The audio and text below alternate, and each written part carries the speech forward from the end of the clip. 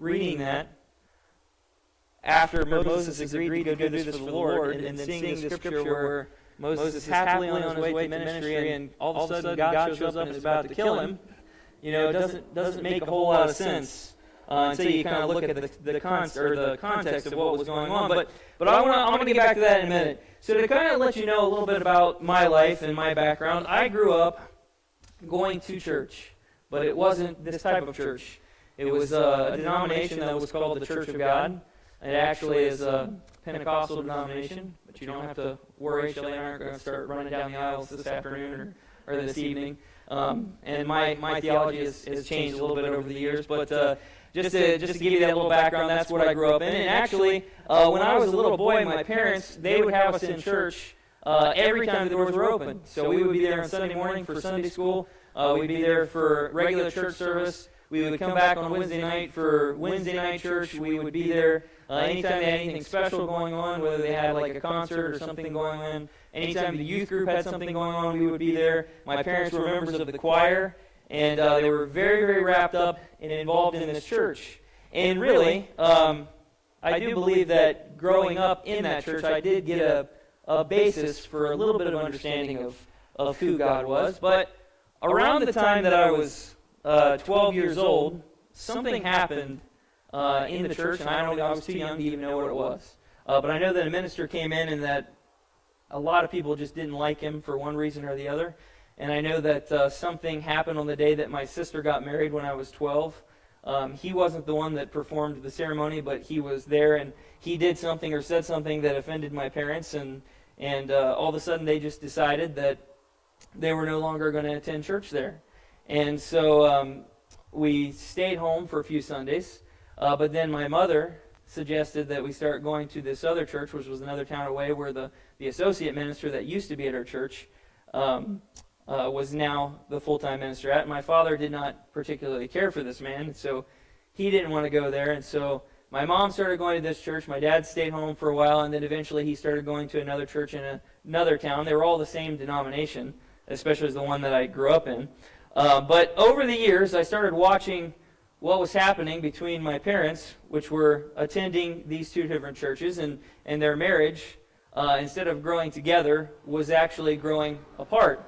And at the beginning, I actually was going with my mother because my dad had decided that he wasn't going to go to church for a while, and not just mainly because I think he was kind of hoping the guy that was at the church that we grew up in was going to leave and he could go back there. So in the meantime, us kids, we were going with my mom. And while we were going there, I started noticing a little bit about what was being taught there and kind of seeing how my mom was changing a little bit. And there was very much a ideology that was kind of anti-man there. And my mom was starting to get into this. And my mom had some things happen in her life when she was younger that has caused her some emotional problems over the years. And so she was a little bit confused and kind of mixed up as it was. But this kind of just instigated the problems that my parents were already having. And then it got to the point where my dad didn't want her going there anymore. And then this became a point of contention. And so I started watching as this family life that was pretty good growing up from the time I was born until about the time I was 12 just started disintegrating.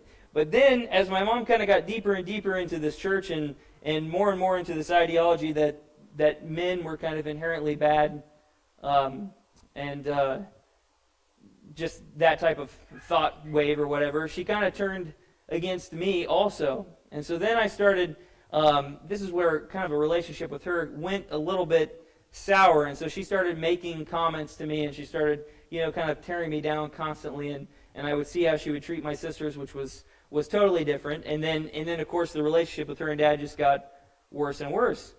Well, then I started watching and noticing other things, and my mom, it started seeming to me like she cared a little bit more about this church than she did about me. And so little things would happen, like, for example, I remember there was a kid that attended church there, and he was a little bit of a bully, and he was a lot older than me. I was still, probably around 13 at the time, and so this kid, he was almost an adult. And I remember he came up to me after church one time, and nobody was back there, and he put both of his hands around my neck, and he picked me up by my neck and cut off my oxygen flow. And I remember being really upset by this, and I went to my mom and told her what had happened, and instead of her saying, okay, well, we'll take care of this. I'll talk to his mother or whatever. I remember her response was, do not tell your father about this because he won't let us go to church here anymore. He'll use this as a reason to stop. And that was kind of the moment where I realized that she cared a little bit more about this church than she did me. And so that started turning me against her at that point because of all of this just feelings of animosity and everything that had taken place. And so, as you can see over the years, the family life just kind of slowly went downhill. And as I got older, and I watched this happen, and my parents just kind of became roommates, and my mom left a few times and she would come back. And I watched just the whole family kind of be torn apart and what happened with my sister that was still living at home and just how everyone was being treated. I decided that from what I knew about the Bible, which wasn't a whole lot, but I had a little bit of an understanding, but I hadn't studied it myself, that what was going on was wrong. Because I was thinking to myself, my mom is going to this church. It's in this denomination. My dad is going to another church one town over that's also in this denomination. I have gone to both of them. I've seen what they both taught. It's different. But I also have seen both of these churches take one side, whether it be my mom's side or whether it be my dad's side, and totally tear down the other partner. So neither minister suggested that they should come together for any type of marriage counseling. Neither suggested that they should do anything to try and improve their marriage, and I actually would hear them tear down the other parent, whether I be at my mom's church, hear them tearing down my father, or be at my father's church and hear them tearing down my mother. And so I got a little disgusted with what was going on, and so I remember I decided in that denomination they refer to what would be like an overseer for a denomination as a bishop. And so I remember I wrote the bishop a letter, and I explained to him what was going on. I said, this is what's happened to my family. I said, my family, it was all together. And on top of this, other things had happened in the church that I grew up in, and other members were getting divorces. And I was just thinking to myself, something is just not right here. This is not what the Bible describes. And so I wrote this letter to this bishop explaining everything that was going on. And I got an email back. I wrote a physical letter, but I got an email back from his secretary. It wasn't even from him. And the email said, the bishop thinks that this is just a personal problem that you have with the minister that you need to deal with, and he's not getting involved. And so I remember at that time, I realized that nobody in this situation truly cared about what the Bible actually says. I knew enough about the Bible to realize that. And so I remember being really disgusted. And so what does a kid that grew up in a Pentecostal church do at that point when he's so mad that he just wants to make his parents furious at him because I was almost an adult? What does he do? He joins the Presbyterian church because I knew it would make them mad. It had nothing to do with theology. I didn't understand any theology of really what either church was, but that was one of the first things I did because I knew that they would be so angry that I did that. And so it was at that point, and I joined this church, but I wasn't living my life for the Lord. In fact, as I became a teen, I started to get into trouble. I never got into drugs or anything like that, but I decided that I really didn't want what my parents had because I saw what happened to them. And so I remember I went out and I got into relationships, and of course I had always believed that prior to that premarital sex was not what God wanted, but I fully put myself into these type of things almost as an act of rebellion, just to kind of irritate my parents again, to go against. I was like, well, if you guys are going to pretend to be holier than thou when you're living this type of life, then I'm going to do these things that you don't want me to do. And so I kind of fully walked away from God at this point. And I didn't really want anything to do with the church as a whole. And even though I had joined that church, I didn't attend that church. I just did it as a reason so I could get a little baptismal certificate so that they would know that I was sprinkled and be upset by that because it wasn't immersion. So anyway, so I did all this and I walked away and I was starting to live my life. And around that time, I had actually grown a pretty decent relationship with my grandmother, which is actually my mom's mother. So even though I had this horrible relationship with my mother, my grandmother kind of saw what was going on and she kind of took me a little bit under her wing. But she lived out of state, but we had a good relationship. We saw each other quite a bit. We talked with each other on the phone. We would write each other letters. And she actually became more like a mom to me. And so as I'm already kind of struggling with everything that's going on, I I remember back in 2004, which would have made me about 19 at the time. It was really close to Christmas, and it was in fact December 23rd when it happened, so it was 2 days before Christmas. But I was woke up on Christmas Eve by my sister. We had a really bad ice storm in Ohio, which you guys would probably look at and say, really bad, really? But it was pretty bad for us. And it was so bad we would consider it a level 4, which we weren't allowed to be on the road, which you guys are probably out playing in. But I remember my sister, she drove because my mom had her cell phone shut off at the time for the night for some reason. And so she had gotten word from my aunt that my grandmother had passed away. And so she came out on Christmas Eve morning, and she woke us up. And I remember going downstairs and opening the door, and she tells us that Grandma had passed away. And of course, at that time, we just thought it was something natural that Grandma had passed away. We were all very sad. I remember going up thinking, what a horrible Christmas this was going to be, and, crying myself to sleep that night. But it wasn't until the next day that I talked with my aunt on the phone that I found out that my grandmother had actually been, she lived in Maryland, we were in Ohio, she had actually been found in her basement hanging. And she had left suicide notes. And so this kind of sent me on a downward spiral even faster than I was already on at that moment in my life. And so I kind of became obsessed with this. I wanted to know exactly what happened. I did not believe that she had actually killed herself because I didn't want to believe that because I had such a close relationship with her. And so I made several trips out to Maryland myself. We went out there. We spent a week for the funeral. We left on Christmas Day and went out there. And I remember I wanted to get the police report. I wanted to know what the police had to say. I wanted to look at the notes. And I found all of these different things that I thought were discrepancies that the police were overlooking.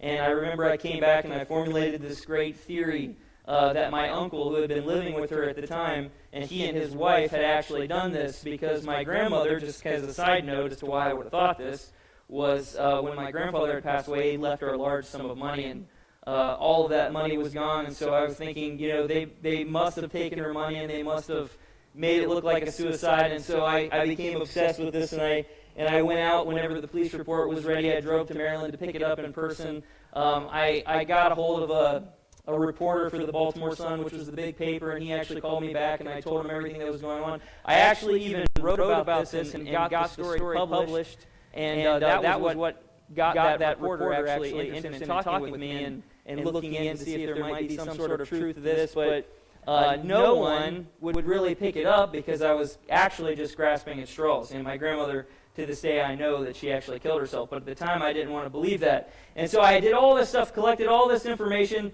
and I totally writ this uncle out of my life, as did other members of the family. Even to this day, some members of my family won't have anything to do with him because they still blame him, and a lot of that is my fault because I pushed all of this on him and kind of turned people against him. And so I did all of this and was getting nowhere. And it was to the point where I was actually, in reality, looking back, probably pretty close to actually losing my own mind because I would go to sleep thinking about this. And I would wake up still thinking about it. And I thought to myself, how could I wake up out of a dead sleep with this still going through my mind? It's like my mind never shut off, and I became obsessed with it. And finally, when I realized that there was nothing that I could do about it, and that my life at this point just seemed pointless because everything had just gone south, whether it be with my parents, whether it be with my grandmother, and also at that time, one of my first serious girlfriends, because I became so depressed with my grandmother, she left me, and this was the girl I thought I was going to spend my life with, and I remember I got so depressed and so tired of everything that was going on, and constantly having this battle with my own mother, that I decided that I was just going to end my own life. And so I planned this out meticulously. I had everything set. I had notes written. I had a date set because I knew my family was going to be out of town. They were actually going to go to, I think it was North Carolina for a vacation. I was going to be the only one that was left there. And I had everything all ready. And the weird part about this is when you're that depressed and you're that far down in the dumps, when you actually finally come to the conclusion that the best thing for you to do is to commit suicide, you get this weird, strange peace about it because you think, okay, these problems are going to be over pretty soon. And so I was perfectly content with what I had planned to do and with the date that I had set and with everything that was going on. But I remember that probably about a week beforehand, I was at work one day, and it had been wintertime. And in Ohio, I don't know what it's like here, but in Ohio in the wintertime, it's very, very gloomy because we don't have many pine trees, so it's our grass turns brown, and usually the sky is overcast all winter long. You don't ever get a blue day. And I remember it had been very, very gloomy all through this time, just kind of like how I was feeling inside. But this one day as I left work, I remember it was a beautiful day. For the first time that season, I saw a blue sky, I saw white clouds, and the sun was peeking out. And I remember looking up, and I hadn't prayed to God for a long time, and I hadn't thought about Him, but just the beauty of what I was looking at kind of brought God back into my remembrance for just a moment.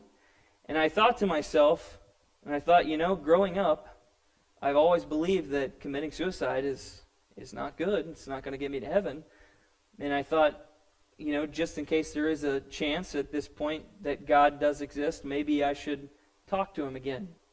And so I remember having a prayer in my truck as I was driving home, and I said to God, I said, look, I am tired of my life. I do not like the way my life is going. I don't like what's going on. I want it to end. I want it to be over. But if you are up there, if you truly exist, this is what I'm going to do. This is when I plan on doing it. And if you don't want me to, if you have something else in store for me, then you are going to have to stop it, because I plan on doing this. And then I drove home. And so it was very interesting how it actually worked out, because the day that my family was leaving, my dad, and probably should explain this ahead of time, my dad has eye disease. He actually used to be a truck driver, and he lost his license right before all this had started because his vision had started getting pretty bad with this eye disease that he has. And so he was going to be riding with my sister, and so was my mother and my other sister. They were all going to be going. Everybody was going to be out of town. And the day that they were supposed to leave, they all stopped where I worked because my dad asked them to. And I remember he got out of the vehicle with all of his luggage, and he came into where I worked, and he sat down, and he said, I've decided that you're going on this trip. And I said, no, Dad, I'm not going on the trip. And he said, no, I've decided you're going on the trip. I said, Dad, I haven't taken the time off work. I said, and plus, in my mind, this is when I was planning on doing this. I said, I am not going to take this trip. I said, I can't go. I'm not going to. And he said, well, this is what's going to happen. He said, I went ahead and told them just now to leave without me. And he said, if you don't take me to North Carolina, he said, then tomorrow I'm going to get in the car and I'm going to drive down there. And he said, there's a good chance I'm going to die because I can't see well enough to drive anymore. And he said, then you're going to have that on your conscience that I died because you wouldn't take me down there. And so I remember I worked it out. I ended up going, and I took that as a message from the Lord that He was still up there, that He did have something more for not just me, but for everyone, that He doesn't want us to end things that way. Now, that didn't take me out of depression, but it did make me realize that was not what I should be doing with my life. And so time kind of moves on, and I'm still depressed. I'm not, suicidal thoughts still came every so often, but it wasn't as serious as it had been at that point. And I was trying to make an effort to maybe pray every so often, but I still wasn't, very committed. Still had a lot of hurt and pain in my life, and would still have times where I would just actually drive out to the middle of nowhere because I couldn't do it at home. There were people there, so I would drive out in the middle of nowhere just to kind of let all this anger out and just kind of scream up at the sky and scream at God and say, why is all this going on? And so I remember one day, this was kind of a turning point for me. I remember one day I was out driving by myself, and I was going to the orchard there in Utica where I live, and I wanted to get some, it was fall time, and I wanted to get some apple cider. And so as I was driving, I was by myself, I wasn't praying, wasn't even thinking about God, but I was kind of looking up, kind of like I did in my truck that one time when I was looking up at the sky, but this time I was looking at all the beautiful fall colors. And I remember hearing a voice, just as clear as I'm talking to you right now. And that voice said something to me that at the time didn't really make any sense until I kind of looked into it later. But this is what the voice said. It said, I did not exempt myself from the tragedies that you created. And I remember thinking, this is a really weird message. This is a really weird thing to hear. I did not exempt myself from the tragedies you created. And I was kind of offended by it. I was like, I didn't create these tragedies. These things just happened. But then the more and more as time moved on and I started thinking about those words, it started making sense to me. Because you see, the Bible tells us that when God created this earth, that He created it perfect. When this world was created, God looked at it and He said, this creation is good. There's nothing wrong with this creation.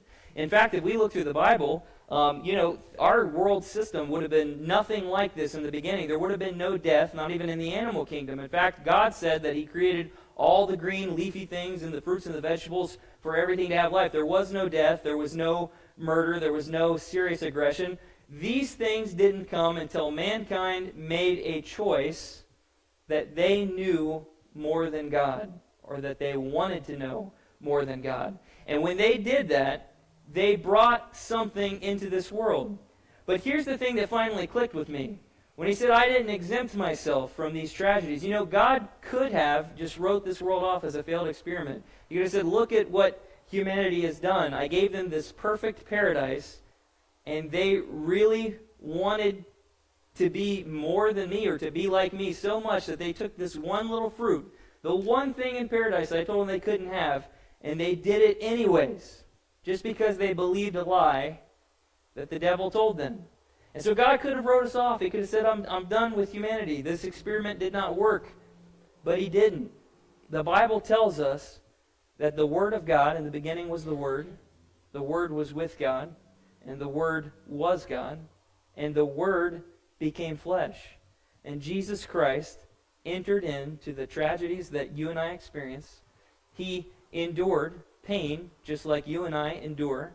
He had family members that would have passed away. The Bible doesn't mention his father Joseph at the crucifixion, so he most likely died prior to the crucifixion. Jesus would have had to endure that. The Bible tells us that when Lazarus passed away and Jesus was there and He was seeing all of this emotion that was going on around Him and all of this different unbelief, the Bible tells us in John 11:35 that Jesus wept, which means that Jesus had emotions. And then Jesus Christ Himself went to the cross, and He endured, well, even just prior to the cross, He endured more than what most of us would be able to endure. And then He was actually nailed to the cross. And He died one of the most horrible deaths a person could still die even to this day. So that's when it finally started clicking. God said, I didn't exempt myself. I love you so much that you created this mess.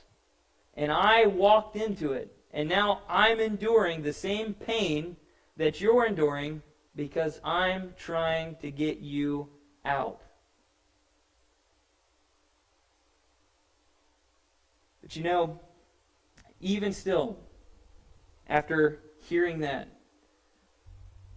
and I think this shows a little bit about our human nature, I still had been living my life my own way at that point for so long, and still had all this pain and this hatred and this bitterness in my life, that even after hearing that, I still wasn't truly ready to come to the Lord. Now, Shelley and I, we got married sometime after that, and I would make an effort to go to church because of her, because she had a Christian background. She was a Christian, and so I would make an effort, and we would go here and there, and we would try out different places.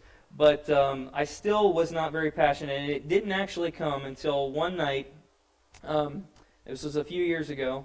Billy Graham decided that he was going to give his final sermon to America. He was up, I believe, in his 90s at the time, and he wasn't even going to be giving it from a stadium like he used to do. He was going to be delivering it from his living room, and it was going to be broadcasted. And something inside me just decided, when I was a little kid, I remember going to a Billy Graham crusade, and I just thought, maybe I'd just like to see this. This is historical. This is Billy Graham's last sermon. I think I'm going to watch it. And I remember watching the sermon that night, and I remember the Lord speaking to me again, and He said, look, I have something for you to do, but you are the one that's stopping it. You are the one that is not living the life. I'm ready for you to do this, but you are the one that keeps putting the brakes on. And I remember just something welling up inside of me that night. And I remember I went into another room and I bowed my head and I prayed and I finally said to God, Lord, it's not what I want anymore. It's what you want, because I've been living my life my way for all these years and everything keeps failing. So I'm just going to turn everything over to you. And so I told my wife, and I said, after this happened, I decided I wanted to study the Bible. I didn't want to just know what the church that I grew up in had taught me. I didn't want to know what my parents had taught me. I didn't want to know what all these televangelists and these other people had taught over the years. I told my wife, I said, I just want to know what the Bible says for myself. I don't want to just be told what it says. So I started to pick up the Bible and I started reading from Genesis to Revelation, and that's where I came across this scripture that I read to you earlier that didn't make any sense. And that happened the first few times I started going through the Bible. A lot of things didn't make sense. But one thing else that happened as I started going through the Bible was I realized that God expects a lot more from us than what is actually being taught.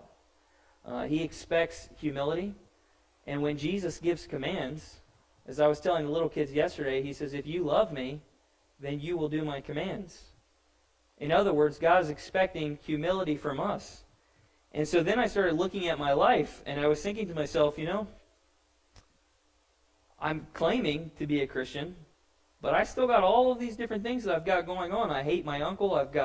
I hate my mother. I hate all these people, these church members that have caused me all this stress.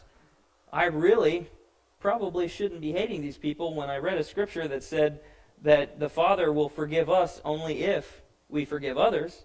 And so I remember going to Shelley and I said, well, I've given my heart to the Lord. I want to be baptized.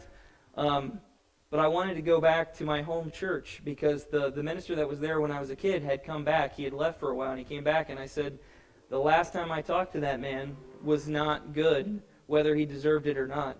And I had said a lot of evil things to him, and I said, I want to go back and I want to make things right. So we went back to the church. I asked him to forgive me, and then I asked him to actually baptize me. And so I was baptized. And then I started working on some other things in my life. I was like, I need to start treating my mother a little better, no matter how she's treating me. I realized that I needed to forgive my uncle, and so I said into my mind, I was like, well, I forgive him. I forgive him.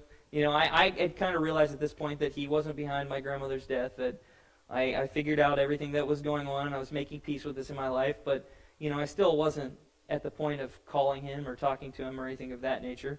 And so I started studying and getting further and further, and then I just started to feel a call towards ministry as I started studying the Bible more and more. And so I went to school, and I started a ministry program. And so as this was going on, I remember I made it through the Bible, probably my second time, and so I started back over, and I get back into this verse in Exodus. And so I'm reading this once again.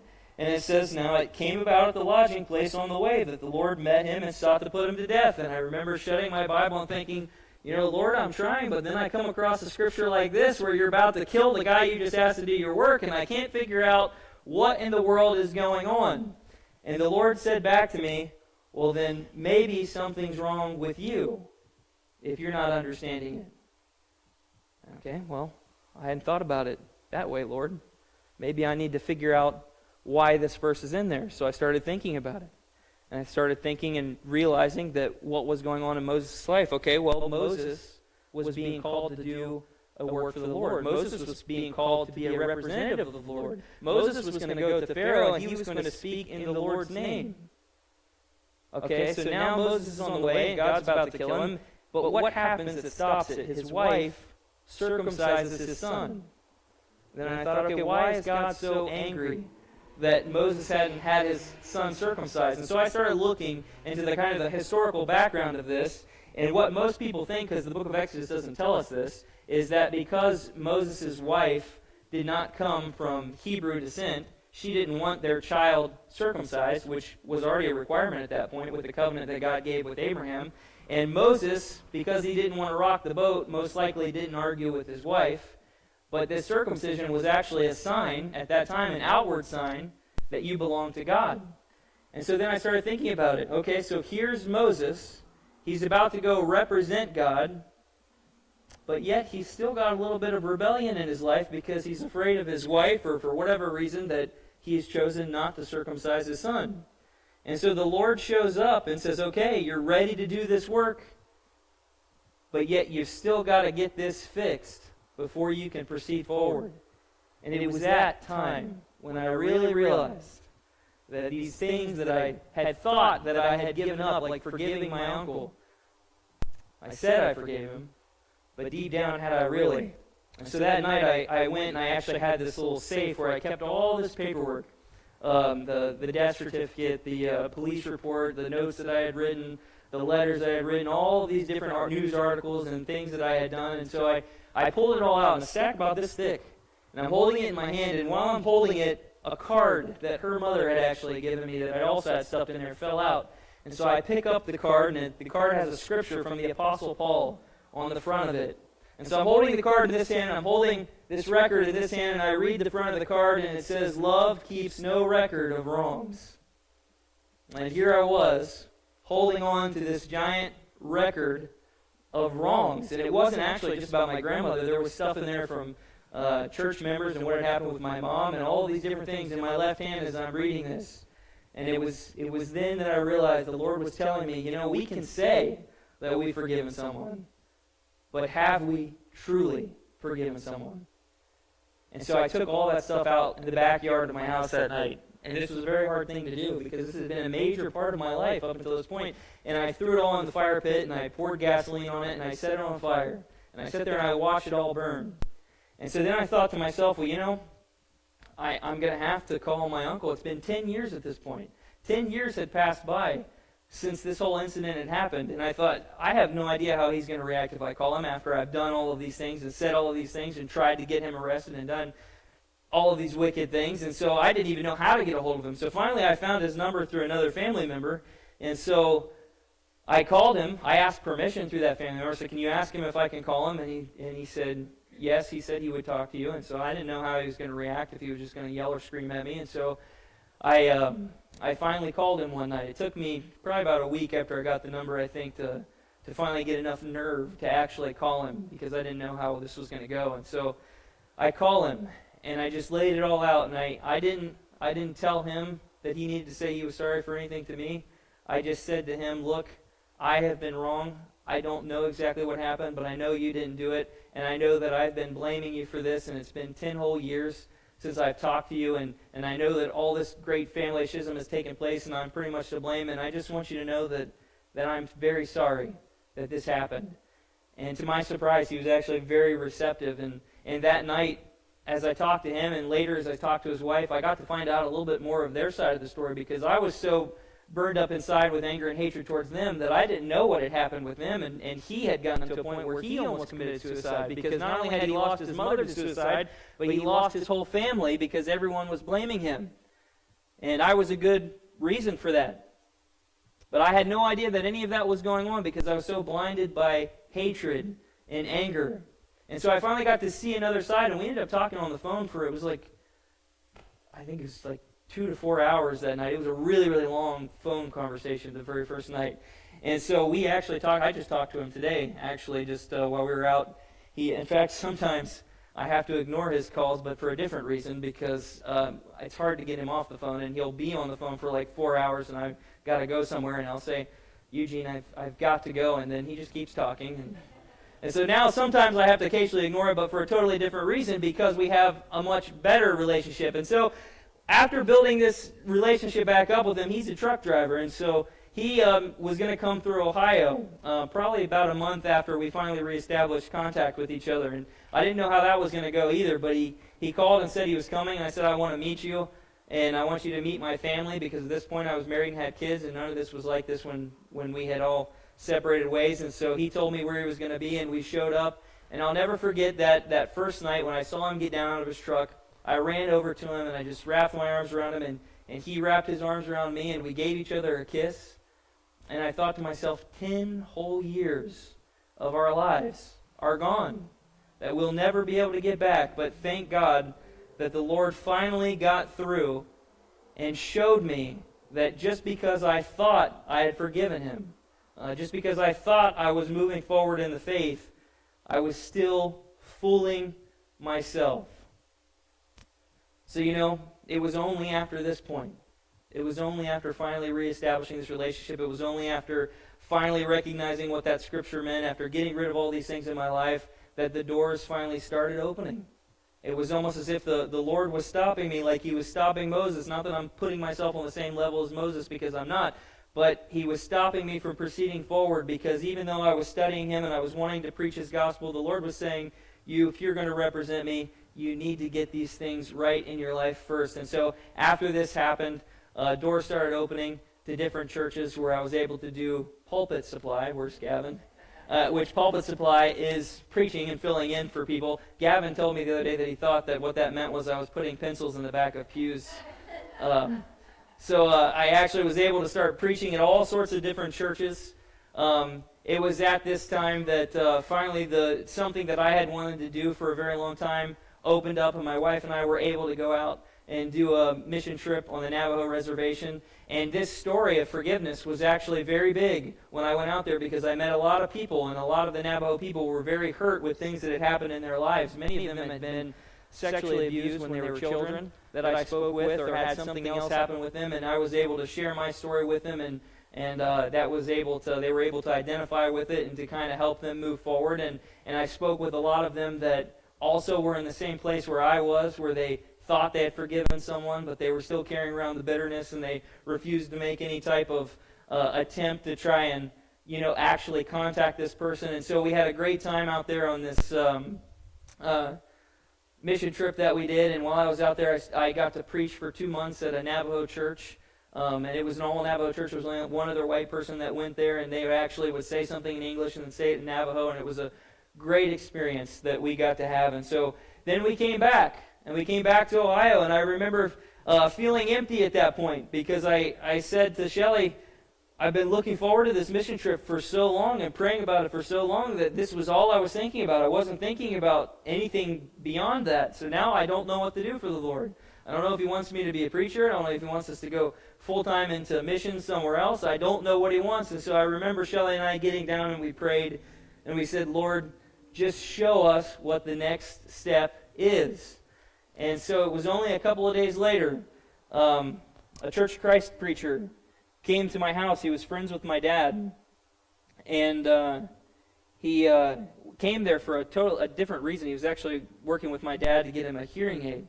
But this man was part of the local Sertoma Club, and one of the churches that I had been doing pulpit supply at had a deacon that was a member at this Sertoma Club, and they got to talking, and my name came up, and he told this Church of Christ minister about me. And so when he came out to the house, he said, so I hear you're going to school for ministry, and you've been filling in around here. And I said, yeah, I have. And he said, we're in need of a youth minister. He says, I don't know where you're at or what you're looking for, or even if you're what we want, but if you wouldn't mind coming out and speaking to the elders, I'm sure they would like to talk with you. So I said, well, I'll definitely entertain the idea. Well, at that point, I didn't know what I was. I just knew that I was a Christian, because I knew that I wasn't what I had grown up to be. I knew that I wasn't Presbyterian. I knew that I wasn't any of these other churches, and I was filling in all these different ones. But when this happened, I remember speaking with Shelley about it, and so then we started looking up about the Restoration Movement, because we found out that's what the Church of Christ was. And I thought to myself, well, this is actually kind of where I have come to by studying the Bible. So we decided to go ahead, and we went, and we had the interview, and I spoke with them, and they asked me some questions about what I believed, and they ended up liking me, and so they hired me on as the youth minister. And so we were there for a while, and then after that took place, another church that was in Martinsburg, not too far away. They were kind of a struggling, small little town church. Martinsburg is even smaller than Utica, where we live. Utica is probably about 2,500 people. Martinsburg is maybe under 1,000. And so this was a small little struggling church, and we had heard that they might not even keep their doors open, but they were trying to see if they could get a full-time preacher to keep them going for a little while. And so we prayed about it, and they were closely related with the Northside Church, and we felt like the Lord was saying to go ahead and do that. And so we went and to this church, and we helped to kind of get it turned around, and we got a youth group started and got it moving. And to make a long story short, that is where we are today. Now, when we came back to Ohio and we did these things, and we continued to pray about it, we did feel also like the Lord wasn't necessarily going to keep us there in Ohio. And so I think I mentioned this a little bit the other day. We just continually prayed about it. And one of the places that we felt a peace about together was Alaska, which is why we ended up looking here. So we've been in Martinsburg for 3 years. Prior to that, Northside, and then prior to that,